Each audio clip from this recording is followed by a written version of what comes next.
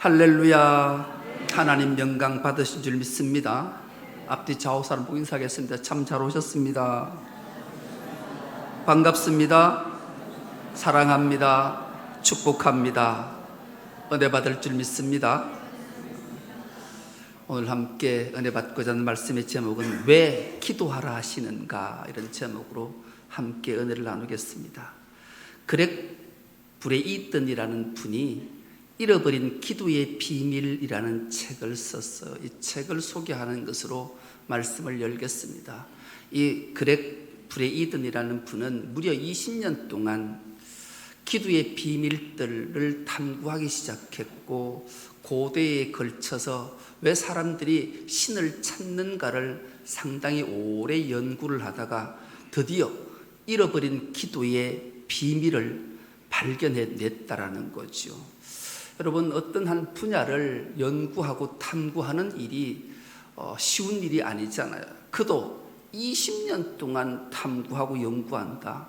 결코 쉬운 일이 아니에요. 그런데 이분은 이것을 연구하고 탐구하다가 드디어 비밀들을 알아내서 감격해서 책으로 글로 우리에게 소개하고 있으니 얼마나 귀한 일이다, 아니할 수 없을 겁니다. 지금 세계 인류의 인구는 80억을 넘어섰다고 그래요. 80억 인구 중에 95%가 우주 만물이 창조된 것이 누구로부터 저절로 생겨난 것이 아니라 누구로부터 창조했다라는 것을 믿는다라는 거예요. 뭐라고요? 95%가. 그런데 반드시 누군가가 창조했고 만들었을 텐데 그것이 하나님이신 줄을 모르는 자들이 많아요. 그러다 보니 자기 나름대로의 신과 소통하기 위해 우상들을 만들기 시작하고 그것들을 위해 끊임없이 빌고 기도해서 신과 소통하고 싶어하는 마음들이 있다라는 거죠. 이것을 연구하던 어느 날 이 그렉 브레이튼이 인디언 마을을 찾아갔는데 인디언이 너무 가뭄이 심해서 비를 위해서 기도하러 간다라는 거예요. 그래서 한번 인디언은 비를 내려달라는 기도를 어떻게 할까 궁금해서 따라가 봤다라는 거죠. 그런데 그가 가서 가장 햇빛이 가장 내리쬐는 곳, 그곳에 두 손을 모으고 자기 얼굴에 두 손을 모아서 조용히 서 있더라는 거죠. 그리고 한참을 서 있다가 호흡이 느껴지지 않을 정도로 혹시 숨을 쉬는가? 그렇게 몇 분이 흐른 다음에 크게 숨을 들이쉬면서 눈을 뜨고 이 그렉 브레이튼에게 기도 다 했으니 가자, 그러더라는 거예요. 그래서 이 그렉 브레이튼이 물었다는 거예요. 아니, 당신은 가뭄이 심해서 비를 내려달라고 기도하러 가지 않았냐? 그러면 신을 향해서 기도 소리가 나야 될 텐데 아무 소리 없이 그렇게 짧게 기도를 하고 마치냐? 물었어요. 그러자 이 인디언이 기가 막힌 대답을 하는 거죠. 나는 비를 내려달라고 기도하러 간다 말한 적 없다. 비를 위한 기도하러 간다 했지 비를 내려달라고 기도하러 간 적이 없다. 그러면서 이 인디언이 지혜로운 말 한마디를 던져주겠대요. 어떤 일이 일어나게 해달라고 강청하게 되면 그것은 곧 자신이 소유하지 못한 것에 자신의 힘을 넘겨주는 꼴이 되니 그런 기도는 자신이 하지 않는다라는 거예요.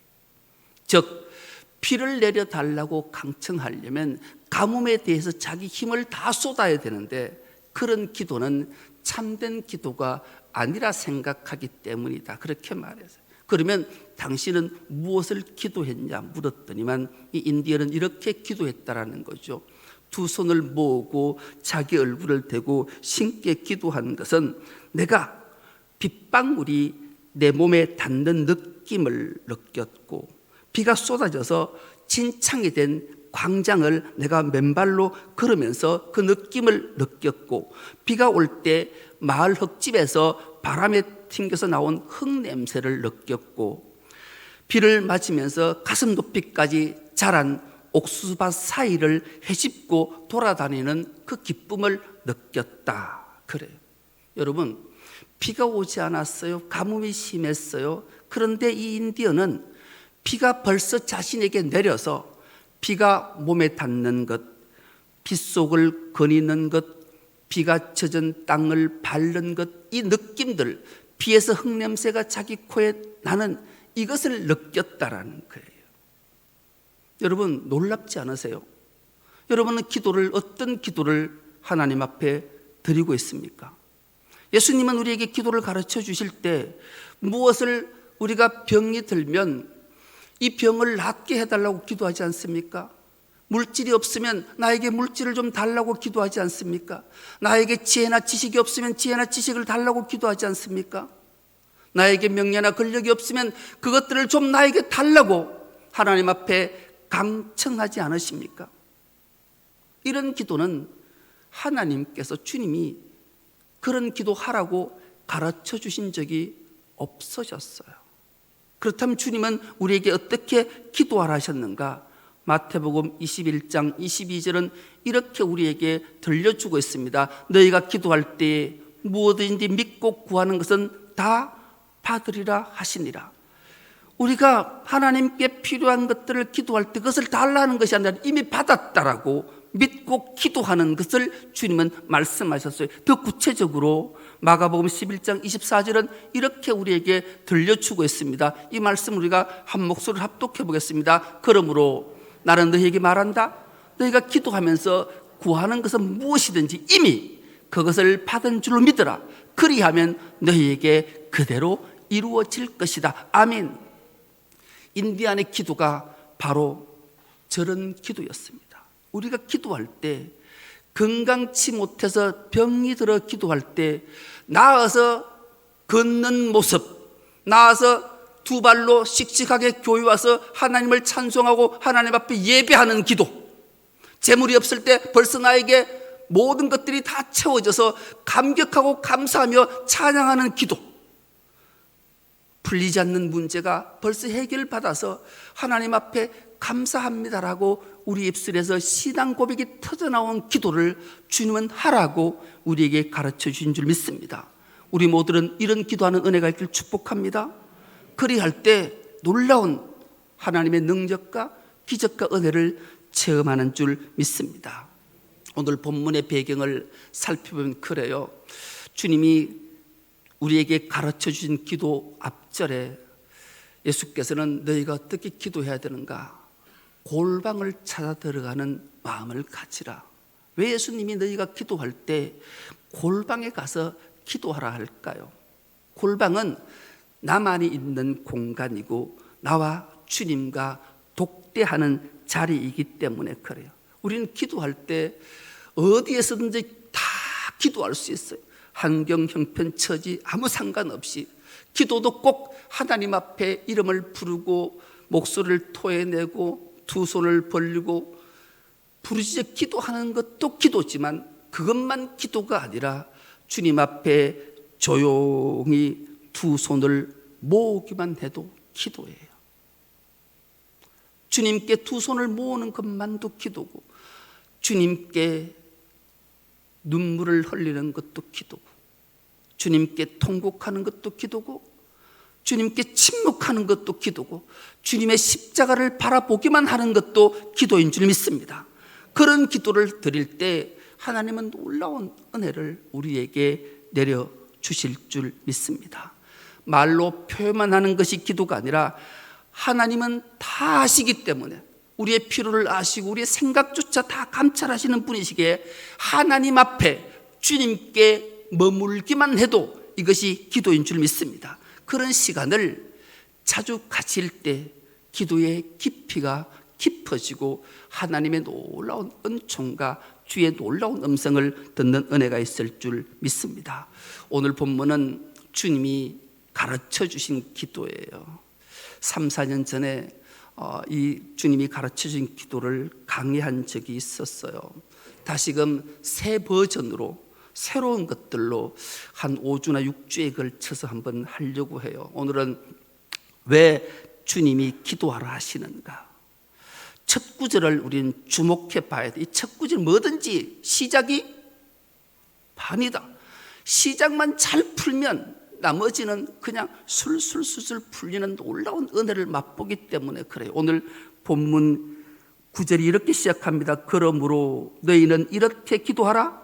하늘에 계신 우리 아버지여, 이름이 거룩히 여김을 받으시오며, 이렇게 말씀해요. 너희는 이렇게 기도하라. 하늘에 계신 우리 아버지여. 왜 예수님께서는 기도를 가르쳐 줄 때 하늘에 계신 이 말씀을 하셨을까요? 하늘에 계시다라는 말씀이 무슨 말씀일까요? 물리적으로 보이는 저 창공 하늘을 가리키는 걸까요? 아니에요. 그래서 성경의 주기도문을 보면 영어에 보면 스카이 하늘을 말하는 것이 헤븐이라고 기록했어요. 이 헤븐이란 말의 뜻은 깊이가 참 많아요. 하늘은 온 세상을 다스리는 하나님의 통치와 근세의 영역을 말할 때 헤븐, 하늘이라는 단어를 썼어요. 즉 우리를 오주 만물을 창조하시고 통치하시고 다스리시는 그 하나님의 영역을 알고 아버지 이름을 부르라고 주님은 말씀하시는 거죠. 우주 만물을 다스리는 주권자를 지칭할 때 하늘에라는 단어를 썼다라는 거예요. 그 하늘에 계신 이 아버지 앞에 하늘의 통치와 권능을 가지신 그분에게 나갈 수 있는 길을 주님이 우리에게 일깨워 주시기 때문에 그래요. 그분은 전능자요 창조주이신 줄 믿습니다. 그분의 통치와 섭리 가운데 사는 자가 우리니 이것을 깨닫지 못하고는 하나님 앞에 어떤 기도를 아래도 응답받지 못함을 우리에게 일깨워주는 말씀이에요. 예를 성경에서 하나 찾아보면 그래요. 다니엘서에 보면 이런 이야기 하나가 등장해요. 바벨론의 왕이었던 느부갓네살이 어느 날 옥상을 거닐다가 자기 왕궁을 보면서 자기 도취에 빠졌어요. 이야, 내가 생각해도 어마어마하구나. 이 웅장함이 말할 수 없겠구나. 그런 감탄을 자기 입에 스스로 내고 있는 거예요. 누가가 이 위대한 성을, 위대한 왕궁을 통치하고 만들 수 있겠는가? 그 말이 느부갓네살 왕 입에서 끝나기도 전에 하나님의 음성이 들려요. 하나님이 느부갓네살 왕에게 이렇게 말씀합니다. 내가 너에게 선언한다. 왕권이 너희에게서 떠났다. 여러분, 이 느부갓네살이 얼마나 놀랐을까요? 자기는 지금 자아도취에 빠져서 자기가 건설한 바벨론 왕국이 어마어마해서 누가 이 위대한 왕궁을 건설할 수 있고 이런 위대한 권력을 통치할 수 있겠는가? 자아도취에 빠져서 감탄할 때 하나님이 그에게 들려주신 음성은 내가 너에게 선언한다. 왕권은 너에게서 떠났다. 화들짝 놀랄 그때의 하나님 말씀이 이어집니다. 너는 사람 사는 세상에서 쫓겨나서 덜짐승과 살면서 소처럼 풀을 뜯어먹을 것이다. 그리고 7년 동안 그 일들을 감당하다가 가장 높으신 분인 인간을 다스린다는 것과 그의 뜻에 맞는 사람에게 나라를 주신다라는 것을 알게 될 것이다. 주님의 말씀이 이어져요. 그 순간 그대로 이 느부갓네살에게 일어나요. 부연 설명을 드리면 그런 거예요. 자아도취에 빠져서 자기가 세우고 자기가 다스리는 것에 자기가 감탄을 할 때 하나님의 음성은 너는 사람들에게 세상에서 쫓겨나서 들에서 소처럼 풀을 뜯어먹고 7년 동안 그렇게 살 거다. 그러면 이게 금방 이루어질까요? 온전한 정신을 가졌다면 가능한 일일까요? 그냥 느부갓네살은 웃어버릴 수도 있었을 거예요. 그런데 이 말이 떨어지자마자 느부갓네살은 그 왕궁에서 떠나서 들판으로 가게 돼요. 왜 그랬을까요? 바벨론 역사에 이 사건이 그대로 기록되어져 있는데 느부갓네살은 이때에 자신도 모르게 혼이 빠졌다, 정신이 나갔다. 즉 요즘 말로 하면 정신병자가 되어서 침을 흘리고 왕궁을 떠나 들판에서 소처럼 풀을 뜯어먹고 살았다. 그리고 자신의 몸은 하늘에서 내리는 이슬에 젖었고 머리카락은 독수리의 깃털처럼 자랐고 손톱은 새 발톱까지 자랐다. 이 바벨론 왕 느부갓네살 왕은 7년 동안 소처럼 풀을 뜯어먹고 살고, 더 나아가 자기 몸은 이슬로 씻을 수밖에 없었고 머리카락은 그 뻐릇뻐릇한 독수리 깃털처럼 자랐고 손톱은 새 발톱처럼 자라서 그렇게 짐승처럼 7년의 세월을 보내게 돼요. 그렇게 7년의 세월을 보낸 후에 다시 이 느부갓네살 왕은 정신이 들었어요. 그러자 그는 하늘을 우러러보고 정신을 되찾았고 하나님을 찬송하고 영원하신 분을 찬양하며 영광을 돌렸다. 이렇게 성경이 기록하고 있어요. 여러분 놀랍지 않으세요? 정신이 병이 드는 첫걸음이 자아도취에 빠져 있는 자들에게 나타난대요. 여러분, 우리 늘 왜 하나님이 우리를 겸손하라고 말씀할까요? 교만하는 그 순간 정신에 병이 들어서 하나님을 알지 못하는 안타까운 일이 생겨날 수도 있기 때문에 그래요. 그래서 우리는 늘 겸손하게 하나님 앞에 서야 함을 우리에게 일깨워 주는 거죠. 즉 인간은 비천한 존재임을 알게 하는 말씀이에요. 그래서 우리 모두는 비천한 인간이니 하나님의 도우심과 은혜와 사랑이 없으면 살아갈 수 없는 존재임을 깨닫는 은혜가 있기를 축복합니다. 그래서 모든 피조물은 기도할 수밖에 없는 존재임을 깨달아야 하는 것을 우리에게 말씀하고 알게 하는 줄 믿습니다. 그래서 주님은 말씀하십니다. 귀 있는 자는 들을지어다. 아멘. 우리 모두에게 하나님의 음성이 들려지는 은혜가 있기를 축복합니다. 그래서 하늘에 계신이라는 말씀은 우주 만물을 창조하시고 다스리는 분, 그분께 나아가 기도해야 됨을 우리에게 일깨워주는 말씀이에요. 그러니 우리는 하나님의 통치와 섭리와 다스림을 받는다는 사실을 결코 잊지 않을 때 우리는 하나님 앞에 나가 기도할 수 있는 힘을 공급받게 되는 줄 믿습니다. 그 하나님을 우리 주님은 뭐라고 말씀하는가? 하늘에 계신 우리 아버지요, 이렇게 말씀해요. 정말로 당시에 사람이 하나님을 향해 아빠라고 부른다라는 것은 상상할 수 없는 일이에요. 주님이 십자가에 왜 못 박혀 죽으셨나요? 하나님의 이름을 경멸히 여겼다라고 생각했기 때문에 신성 모독죄로 십자가에 못 박혀 죽으신 거예요. 신성의 모독은 엄청난 죄로 말미암아 반드시 죽임을 당해야 됨에도 불구하고 정확하게 예수님께서는 하늘 아버지를 향해 하늘에 계신 우리 아버지여라고 말씀하게 하셨다는, 이렇게 기도하라고 우리에게 가르쳐 주신 거예요. 여러분, 아버지에 대해서 한번 생각해 보는 시간을 갖도록 하겠습니다. 세상에 아버지들이 참 많아요. 여러분들도 다 아버지시잖아요. 또 아버지가 계셨을 거예요. 세상의 아버지들은 참으로 다양해요. 정말로 따뜻하고 자상한 아버지가 있어요. 사랑이 참 많은 아버지도 계셔요. 그리고 자녀에게 상처를 주는 아버지도 있고요.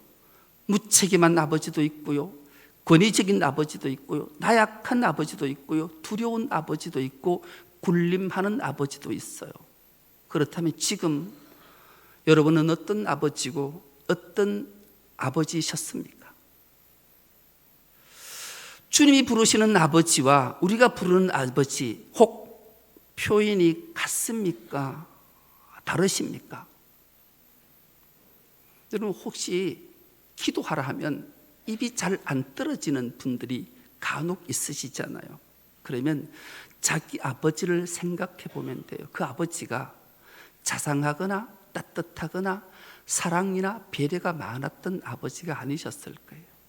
군림하거나 두려운 아버지 밑에 자란 자녀는 기도의 입이 떨어지지 않아요. 기도는 퇴하기 때문에 그래요. 두렵고 무섭고 근위적인 아버지 앞에는 자녀들이 입이 잘 안 떨어지기 때문에 그래요. 내가 기도가 잘 안 된다면 내 머릿속에 잔상으로 무의식으로 남아있는 그 아버지의 권위나 두려움 때문에 그렇다고 생각하고 이제는 그것들을 주님의 은혜로 떨쳐내고 예수님이 가르쳐준 하늘에 계신 그 아버지를 깨달아서 기도의 문이, 기도의 입이 떨어지는 은혜가 있길 축복합니다. 그럴 때 우리는 하나님과 깊은 대화를 통해 놀라운 은혜를 체험할 수 있기 때문에 그런 거죠. 어느 기관에서 30, 40대 아버지를 모아놓고 이런 설문조사 하나를 했더라고요. 여러분도 스스로 한번 답을 해보셨으면 좋겠어요. 이 30, 40대 아버지들에게 이런 질문 3가지를 던져. 첫 번째, 자녀가 제일 좋아하는 음식은 무엇입니까? 여러분의 자녀가 무슨 음식을 제일 좋아하는지 아시죠? 답을 거침없이 써요. 두 번째, 자녀에게 사랑한다 말한 적이 언제인가요? 그러니 오늘 아침에도 사랑한다 했는데 금방, 아니면 지난주 정도는, 최소한 요즘 30, 40대 부모들은 자녀들에게 하루에도 몇 번씩 사랑한다 말을 한대요. 세 번째, 자녀가 자는 모습을 지켜본 적이 있으신가요? 30, 40대 부모들은 자녀가 잠들지 않으면 자기는 잠 안 자, 눈도 안 감아요. 답을 금방 썼죠. 그리고 다시 이렇게 질문을 해봅니다. 똑같은 질문인데 앞에 자녀를 빼고 부모라고 묻습니다. 부모가 제일 좋아하는 음식은 무엇인지 아시나요? 답을 못 적어요. 아무리 생각해봐도. 두 번째요, 부모에게 사랑한다는 말한 적이 언제인가요? 벌써 중간에서 헉헉 눈물이 걸썽걸썽해요. 세 번째, 부모가 잠자는 모습을 지켜보신 적이 있으신가요? 울기 시작했어요. 30, 40대 부모들의 모습, 자녀를 향한 모습, 부모를 향한 모습을 알게 되는 거죠. 잊고 지낸 이름, 아버지였어요. 저는 이 내용을 보면서 제 아버지를 생각해 봤어요. 제 아버지가 나이가 70이 넘으시더니만은 이 어른이 막걸리가 드시고 싶대요. 우리 집안은 4대째 기독교 집안이라서 술은 멀리 했던 집안이었는데 어느 날 아버지가 70이 넘어서 야야, 난 막걸리 한 사발 먹고 싶다 이러는 거예요. 제가 너무 그런 말씀을 들으니까 막 너무 이게 가슴이 그래서 효도하려고, 그때 90cc 오토바이 덜덜덜 타는 걸 예천에서 타고 그 단양제를 넘어 우리나라의 3대 막걸리 중에 하나가 대강 막걸리, 단양에 가면 대강면이 있는데 대강 막걸리에 찾아가서 막걸리를 사서 아버지께 드린 적이 있었어요. 효도했어요. 그러니 아버지가 그렇게 말씀하시더라고요. 미안하다 그러시더라고요. 그 말이 이 잔상이 아직도 남아있어요. 왜 아버지는 나에게 미안하다고 말씀하셨을까? 왜 옛날 아버지들은 자식들에게 미안하다 하실까? 뭐 그리 잘못한 게 많아서 미안하다 하실까?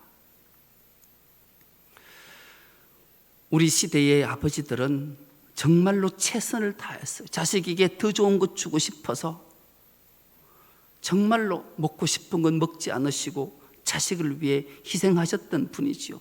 그런데 왜 그분들이 미안하다고 하실까요?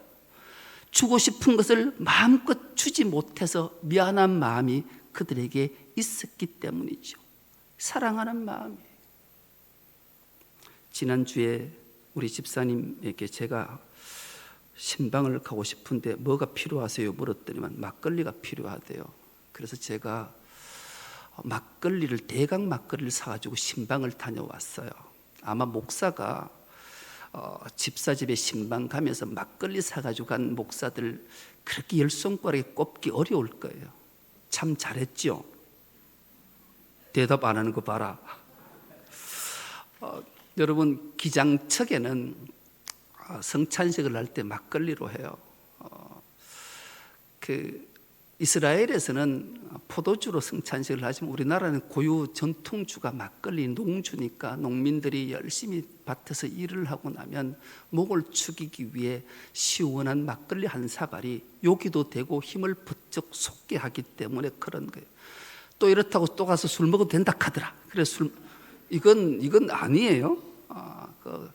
농주라 그러잖아요. 농주. 농사에서 땀을 많이 흘릴 때 막걸리 한 사발은 새 힘을 얻게 하니 그 괜찮아요. 그래서 그 신방을 갔다 오면서 따뜻한 마음을 느꼈어요. 이것이 바로 사랑하는 마음이 아닐까를 다시 한번 생각해 봤어요. 여러분, 이기적인 아버지도 자식에게 좋은 것 주고 싶어하는 마음이 누구에게나 있잖아요.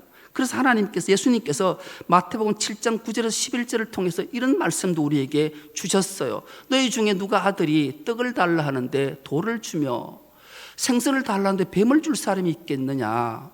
너희가 악한 자라도 좋은 것으로 자식에게 줄 알거든 하물며 하늘에 계신 너희 아버지께서 구하는 자에게 좋은 것으로 주시지 않겠느냐? 아멘. 하나님은 우리 모두에게 좋은 것을 주시는 아버지인 줄 믿습니다. 그 아버지를 아빠! 이렇게 외칠 수 있는 은혜가 있기를 축복합니다. 예수님께서 제자들에게, 우리에게 왜 하늘에 계신 우리 아버지요, 하늘에 계신 우리 아빠라고 기도하라고 하셨을까요? 그렇게 우주 만물을 창조하시고 통치하시고 자비와 사랑이 풍성하실 뿐만 아니라 우리에게 가장 좋은 것을 주시기 원한 그 아버지를 향해 입을 열어 기도할 수 있는 길을 우리에게 가르쳐 주셨으니 이보다 더 큰 기쁨이 어디 있겠냐고요. 주님의 이 마음이 오늘 예배하는 우리 모두에게 전해지기를 소망합니다. 왜 주님이 우리에게 기도하라 하셨는지를 깨닫기를 축원합니다. 날마다 그래서 기도의 자리에 앉아 있기를 축복합니다. 그래서 은혜, 사랑, 복, 모든 것 다 받아 누리는 우리 중성교회 모든 건속 다 될 수 있기를 간절히 기도합니다. 하나님 아버지 감사합니다. 하늘에 계신 우리 아버지여, 이렇게 기도하라고 가르쳐 주신 것은 하늘 아버지의 통치와 하늘 아버지의 복과 하늘 아버지의 은혜를 받아 누릴 수 있는 열쇠가 통치자이시고 창조이신 하나님의 것을 깨달으라고 가르쳐 주셨사오니 이 말씀이 우리 마음속에 깊이 새겨져서 날마다 하늘 아버지를 부를 수 있는 저들이 되게 하셔서 하나님도 놀라운 은혜와 복으로 충만한 삶을 살아가기에 부족함 없는 우리 모두가 되게 하여 주옵소서. 감사드리오며 예수님의 이름으로 기도드리옵나이다. 아멘.